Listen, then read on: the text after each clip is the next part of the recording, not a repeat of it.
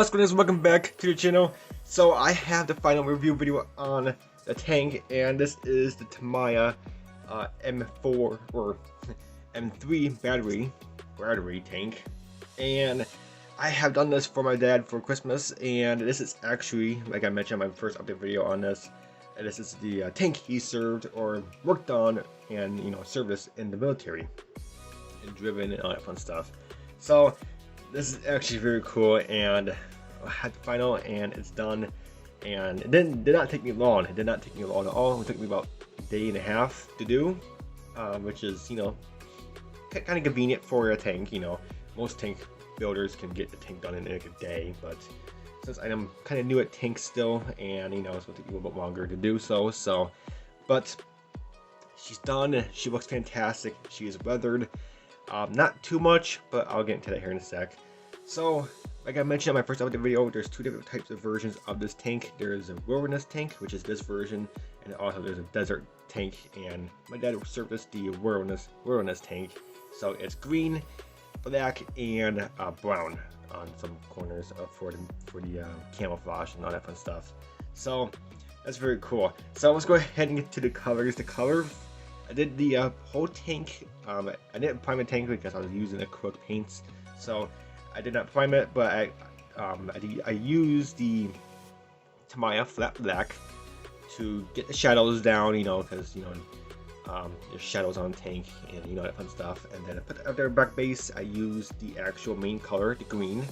I covered the whole thing in the green, which is Fleho. I forgot the name of it. It's some kind of green. I threw the bottle out because I used the whole bottle, unfortunately. But it's kind of green.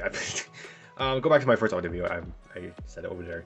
And then for the brown, it is light brown from Fleho, and it looks fantastic. And this is not flat. I didn't put no flat coat clear on it because I don't think I need it, and I liked how it looked, and I'm afraid a flat coat clear is going to ruin the pigments and all that fun stuff I put on it.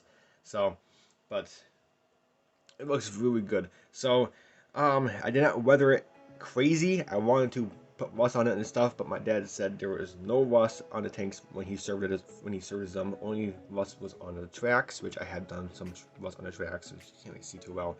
But he said the main body was actually in pretty good shape. They were just pretty dusty, which is I done here, and they're pretty, kind of weathered a little bit. So, I got some weathering. And I'll go ahead and show you some stuff I use, pigments and stuff. So you can kind of see of the paint kind of fading. It's kind of a little shadow here, all that fun stuff. And you can see up here, and that is MIG light dust. So that's actually pretty cool. It's liquid, and you just brush it on, and it kind of like puts a really nice fade area on the paint job and stuff, and it's dust. So it's pretty cool. And then I use North Africa stain dust on it to kind of just dust it up a little bit, making it like look at it, just dust on it from the tracks and stuff, kick up dust on a dirt road. So I use this as a pigment and put a little bit at a time because it's not North Africa obviously, but it doesn't matter. It's same stuff. It's just like track, like off-road, like an off-road road dust. It's dry, it kicks up a lot of dust, and it takes it covered in stuff. So that's what that is. And then I did some light rust on some areas, such as the hinges and some little cornices in here and stuff. So I use obviously light rust wash, nothing too crazy. I do have darker rust wash, but I didn't want to make it look crazy rust because my dad said there was no hardly any rust on it. So I just use it on little crevices right here, in here I use a little rust, so just little areas, and you can barely see it. I mean, you can see it, but it's nothing too crazy. So because I wanted to do some weathering and stuff on it, rust on it. so and then the tracks was a big thing. My dad said when he serviced them, obviously there is always mud. There's mud everywhere on the tracks. They were not clean on the tracks. So I use a bunch of different types of mud. I use heavy mud, or wet mud, whatever you want to call it. That's the main thing, and cover the tracks, cover the wheels, all that fun stuff. and then I use also wet ground, and just get inside where the tracks are in, that fun stuff. So there's some different mud in there and stuff. So the tracks are just covered in it, and I just plaster in there because my dad said, like he said, they're just covered in mud, and the tracks were not clean whatsoever. So that's what I did, and it looks really, really good. I put some mud on the mud flaps here because they're mud flaps for a reason. So kick up mud and stuff. So that's pretty much about it. A very fun build. The kit from the Tamiya kit is the older Tamiya kit. It's an older kit. I'm not sure if Tamiya is still making this kit or not. I'm not really 100% sure. I don't really follow tank kits too well or too much. Just because this is my second kit. Since this is my second military tank I've built since I've been doing modeling. So, but it's still a Tamiya kit, and we take it super well. The side panels went on really quick to in, glue, everything. Everything was separate. I mean, these guys are separate. Everything was separate, and it's a typical Tamiya kit. It goes together super well. Parts do move. The doors do move. These are missiles. My dad said these are. I forgot the name of them. He did tell me the name of them. They're. I don't know. I forgot. I think they said for M. Mortian missiles. I'm not really sure. They're they have a specific name to them, but they are missiles. And what this thing can do, it goes up like that. He said, and then there's actually like a metal wire that connects to the missile, which is kind of like here for instance. A little wire that connects to the missile, and then when they shoot a missile, they can. My dad said they can steer the missile.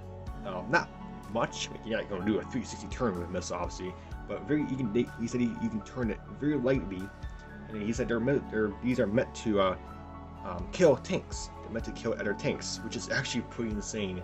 And he said there's 2 of them in each barrel. He said some of them had 2 on each side, or 2 on one tank. But he said most of them he served as only had the 1 missile launcher on one side. But he said some of them did have 2, and some were over here. But he said the one he served as most of them were just on this side. So it's pretty cool. So pretty unique. And he said it goes up, and they shoot it. They turn the barrel, that thing, and I forgot the name of it. And then they turn it towards the tank, and then they can steer it lightly with the rope, such as this, for instance. They can steer it and stuff, and then he said it would destroy a tank. It would kill it and just kill it completely. So that's pretty insane. So that's pretty badass. I'm not gonna lie. not gonna lie. So that is very, very cool. The doors do open on this tank. Every single door. I glued the back one shut because there's no detail in there, and there's not really much to see in there. So I glued this one on, and there's the door right here. There's one door here that can open also. There's a door right here that can also open. I think some glue kind of seeped in there by accident, but it does open.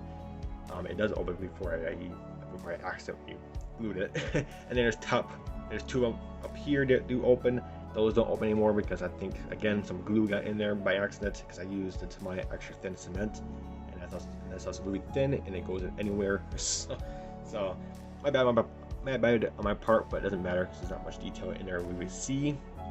And then also there's the main entrance over here, which does still open. I did not glue that one shut by accident. So that one does open, but this was on purpose. I glued out on purpose, and these ones were on accident. I glued, but not too big a deal.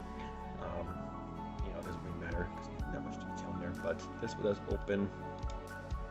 Well, I'm not gonna do it on camera, but it does open. You can see the little crack in there and stuff. But it does open. I showed you on my first update video. If you want to see that, go check out my first update video on this tank. I basically explain the whole thing. So, but very cool. I absolutely love this build. Again, I did not weather it too much because, like I said, my dad, he said they weren't too dirty. He said they weren't really rusty. They weren't really chipped. They weren't really, beat up to living the heck of it and to hell. He said they're just dusty and, just mud on tracks. So that's what I did. Next time I'm gonna do, I do have a few more tank kits in my stash, and those next 2 I might do a bit more weathering and rust and cracks and stuff in it, chipping. So those ones I would definitely weather a lot more, but I didn't want to go too heavy on this one because I kind of want to make it look more realistic as my dad would worked on them. So, but I'm super glad how it turned out. Let me know what you think. Again, my very first tank kit in like years. I'm not sure how my years. I think my first one I built was my first year building models, which is about 4 or 5 years ago. So about 4 or 5 years ago. So it's about a tank kit, and I think it looks fantastic. I absolutely love this build, and it turned out fantastic. So let me know what you think. This kit does come in figure, just in case you're wondering. It does come in figure, but I don't do figures. I don't do anything with figures. My dad don't care. So no figures. It does come with guns. Might take those guns up and put it in the display case with it. Who knows? Well, I might, because it goes with the kit. So, but other than that, that is it. My final build for the year right here. I thought the Chevy pickup was, but I forgot I had this in my stash, and I want to do this one for my dad for Christmas, and it's done, and it's a good Christmas present. So, fantastic. Hope you all have a happy holidays. I'm not going to really do much of a video talking about this much, so happy holidays everyone. I'll see you guys next year. Again, Unbox Mondays, polls, so every Monday. Keep an eye out on my community posts. Want to see Unbox Monday. So, but this is my final video, probably, to wish you all happy holidays, Merry Christmas, and have a happy New Year. And I'll catch you guys on my next very first build in 2022 on January 1st.